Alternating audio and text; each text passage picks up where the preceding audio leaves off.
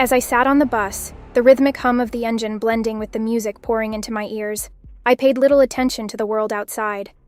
My mind was adrift in its own melodies, detached from the reality unfolding around me. But then, at one of the stops, something jolted me back to the present. I glanced towards a small house, barely registering it in my peripheral vision. Tommy's house, my mind whispered, a fleeting thought amidst the chaos of the day. A hand slipped through the drapes of the window, a silent gesture to the bus driver, and then vanished.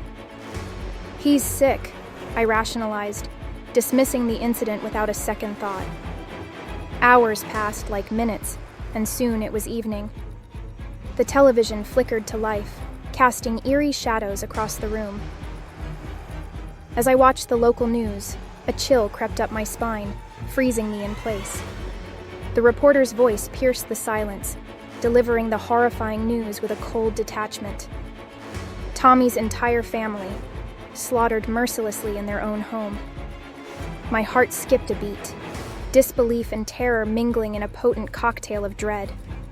I retreated to my room, seeking solace in the safety of my bed. But sleep eluded me, haunted by the image of that pale hand slipping through the window. The next day dawned, casting its eerie light upon the world. I boarded the bus once more, the memory of the previous day's events weighing heavy on my mind.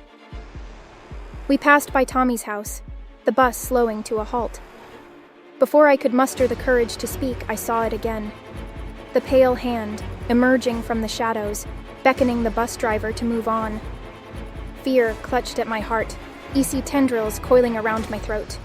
I sat frozen, unable to move or speak as the bus lurched forward, carrying me away from the nightmare unfolding before my eyes.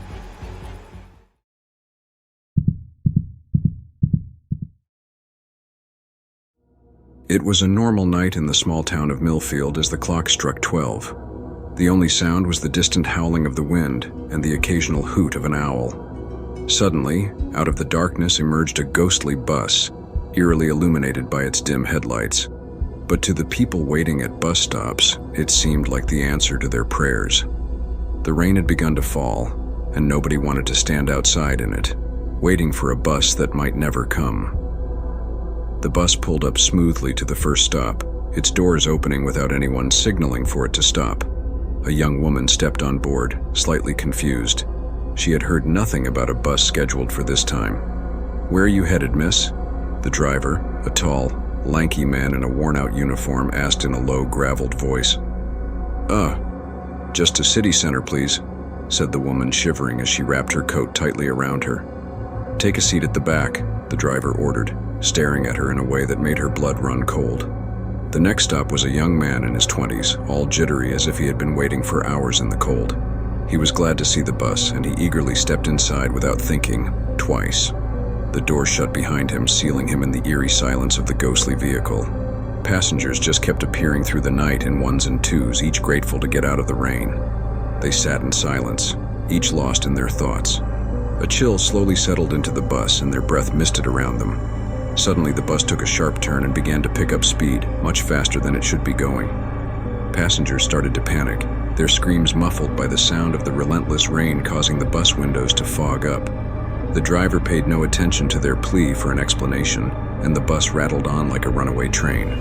The bus suddenly screeched to a halt, throwing passengers onto the floor with a deafening thud. The doors creaked open, and the sudden glare of sunlight illuminated a grim, dreary place. The headstones of a neglected cemetery loomed up, newly dug graves surrounding it. The passengers realized in horror that they were the latest occupants of the ghost bus, forever imprisoned in the strange afterlife that awaited them.